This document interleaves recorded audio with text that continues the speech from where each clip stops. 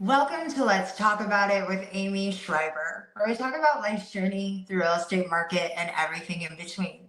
I am your host, Amy Schreiber. I'm a local realtor in the state of Florida, servicing the Tampa Bay area.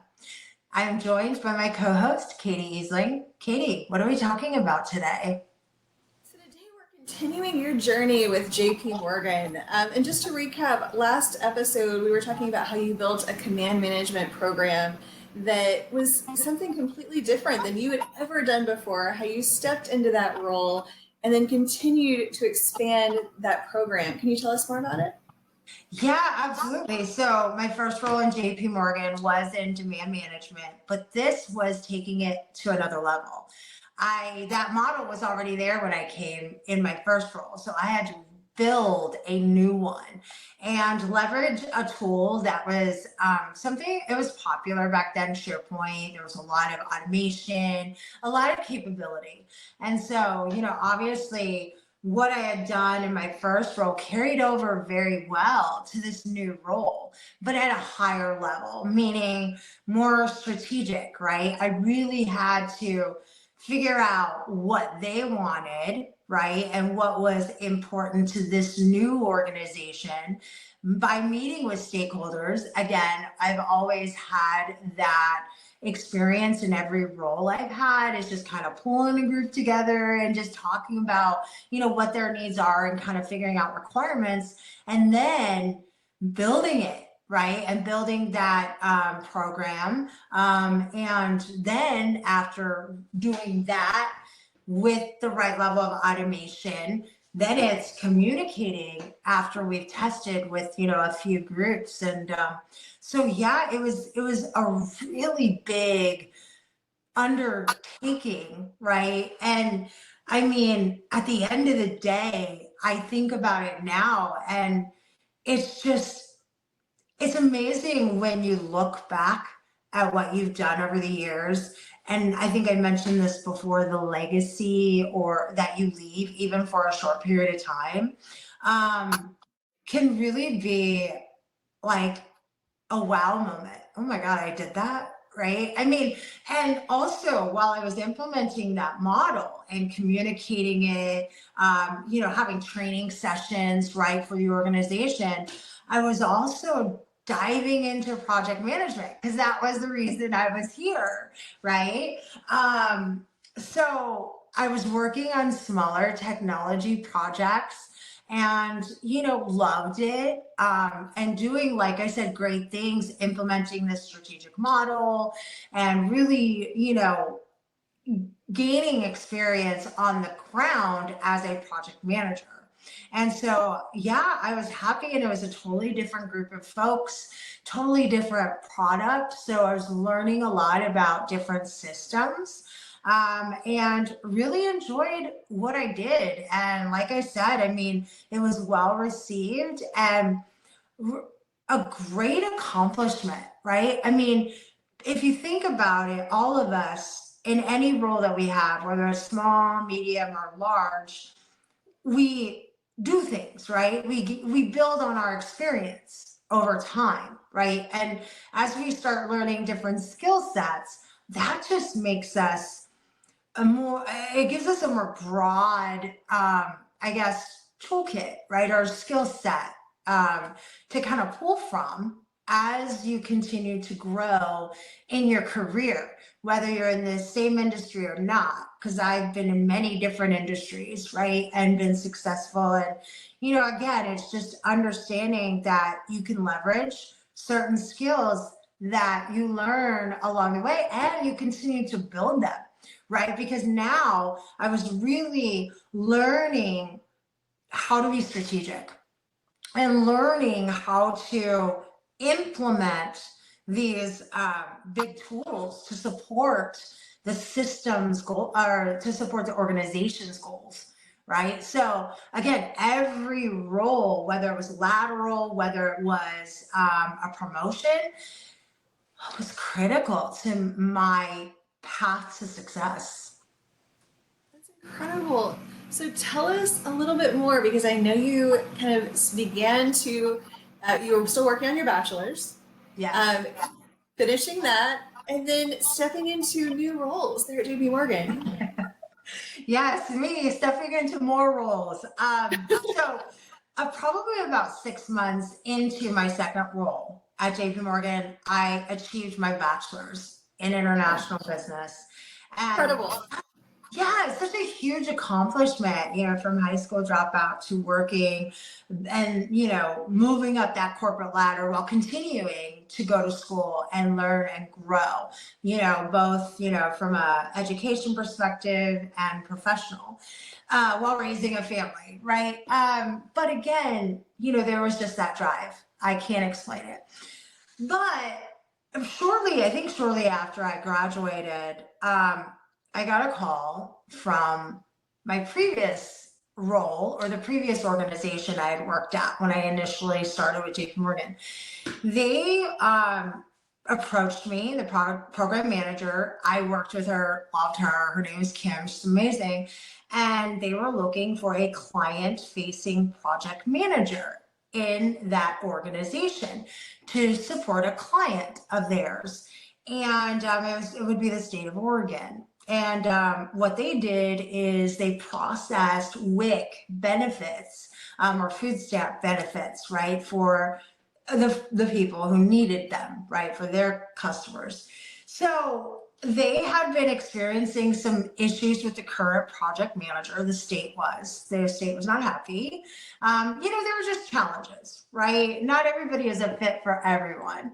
And when they realized they needed to make a change, she was like the first person I thought it was you, because of your ability to adapt to different personalities. You could be more submissive, you could be more assertive. You kind of know which way you need to go to support a client. And I thought that was amazing. I was nervous. I had never thought I would have a client-facing role. And that was always something I wanted deep down. I just never knew until this opportunity presented itself. And so I jumped at it.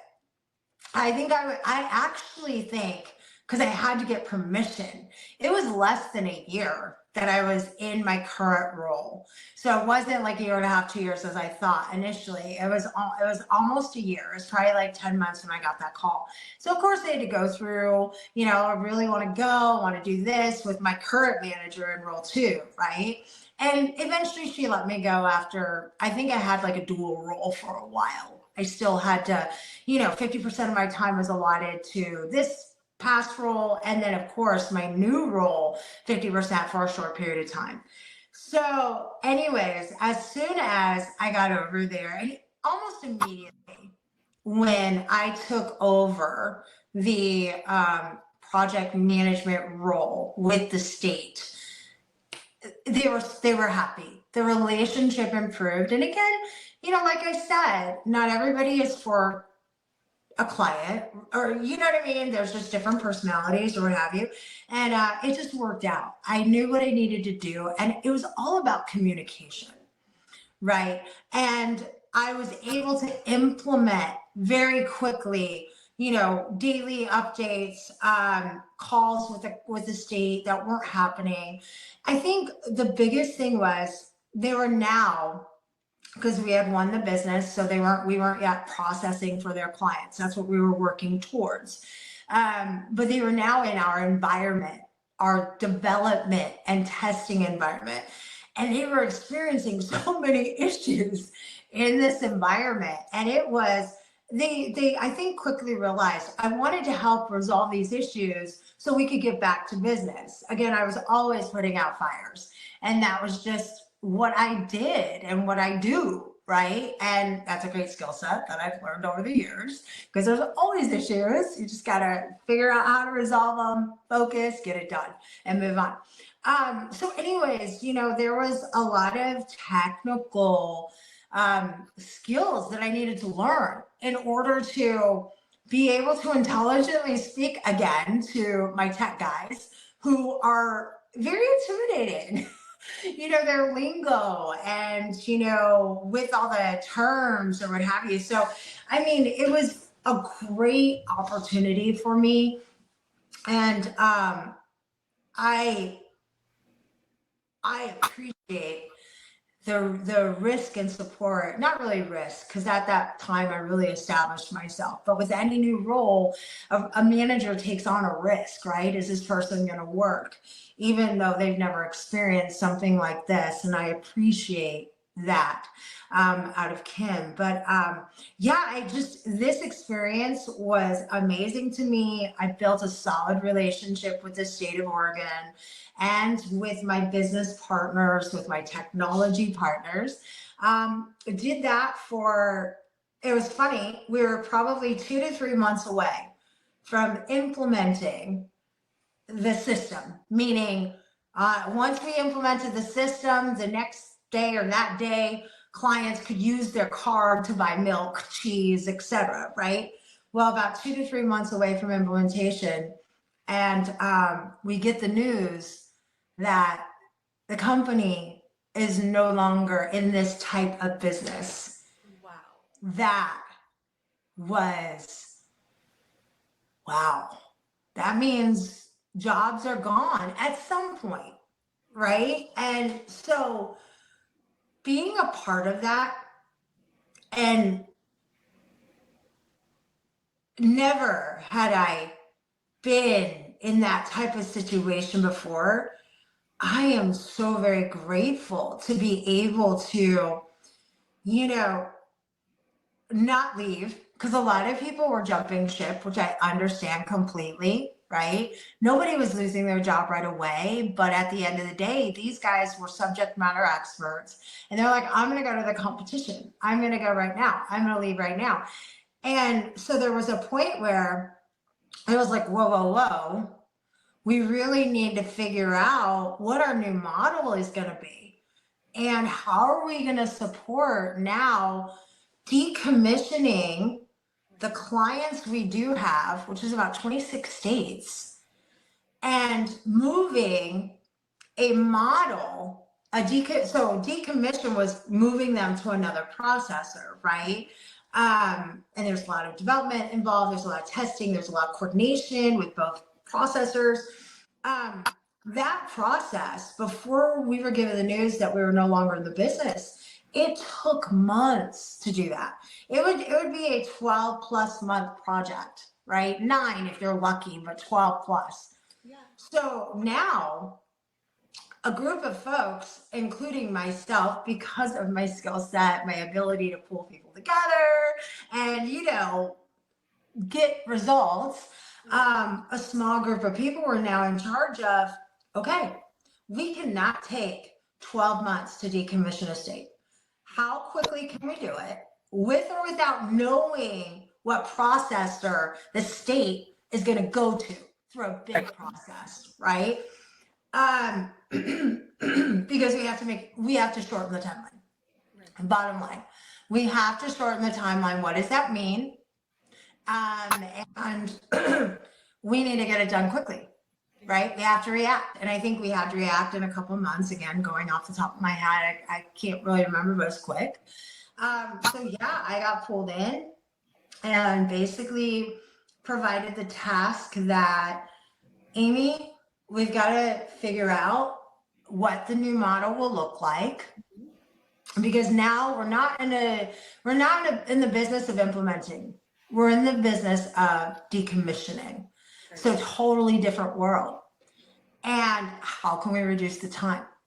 And how can we leverage the brains, the subject matter experts that are currently in the organization, haven't yet left? Yeah. How can we pull them together and figure out what tasks can be done without knowing who that state is going to from a processing perspective, right?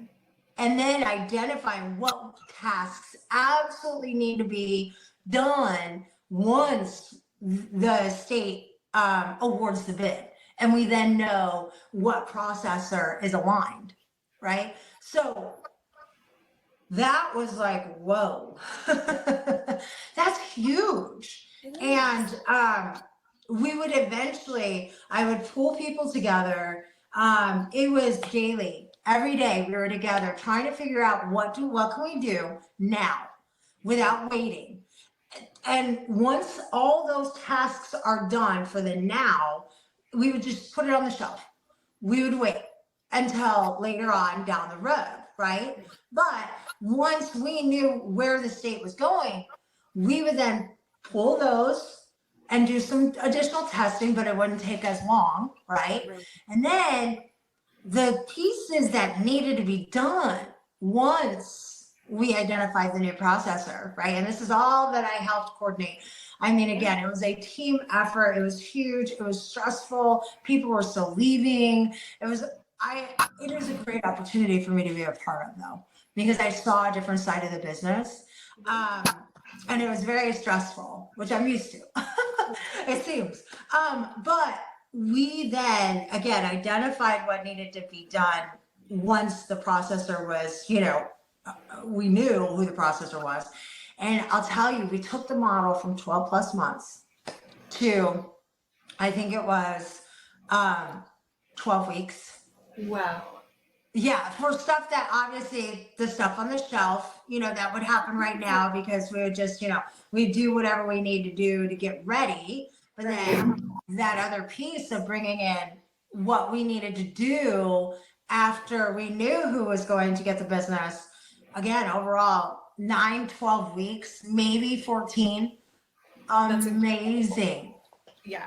That is absolutely incredible. What a testament to you, though, and the skills that you built upon through all the companies you've worked for to be able to come into a role like that you had never done before, from a forward-facing role that you had never done before, excelled at, benefited, incredibly amount of people, and then to be able to step into a decommissioning role, it's a testament to your ability to learn and your ability to build off of what you've done in the past. I completely agree. I think as a lesson for anyone, to your point, we learn so much over time. And as we gain experience, it's also about taking that, using it, but also being open to taking a risk. If I hadn't been open to take that risk, diving into new waters in every role I've had in my career, I wouldn't be where I am. I wouldn't have that background or that experience behind me. So I think what's important here is we can do anything we put our mind to. I am no one special. I am not a genius. Okay. I am intelligent. I know my stuff, right? And I'm confident because of my experience and what I have done and in my, years of experience. But at the end of the day, you have to be willing to take the risk. You have to be willing to put in the work. And also it's about relationships. Everything is about relationships. And that's why a big reason why I've been successful in all of my positions. Again, there's been ups and downs. Don't get me wrong. I am not perfect. But it's about really focusing on relationships, no matter what we do, professionally, personally, etc. That is the main driver that will get us to where we need to be. And I'll tell you, next week we'll touch on finishing up this particular role because there's a lot more to discuss from a managers who are supporting their employees that do a really good job of being leaders are critical to people like me, right? And I don't want to talk about that lightly. I think we'll talk about that next week because I think we often lose sight. We've talked about the toxicity. We've talked about imposter syndrome. We've talked, about taking a risk, right? But at the end of the day, we won't be able to do that if we don't have people who believe in us. So I think I just kind of set us ahead for next week, but we'll focus on that and finish this role next week. Really looking forward to it. Really looking forward to hearing more about relationships because it is absolutely something you excel at. Talk to you then. See you.